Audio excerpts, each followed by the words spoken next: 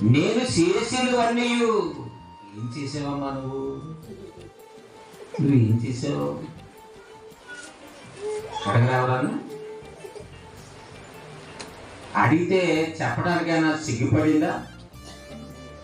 మనం చేసేసి చెప్పడానికి సిగ్గుపడతాం, చేసేసి లేదంటాం, అన్ని అడ్డదిడ్డగా ప్రవర్తిస్తే తిరుగుబాటు చేస్తాం, పైకి భక్తులుగా వేషం కలిగి పావులలో కాకులుగా ప్రయాణం చేస్తుంటాం.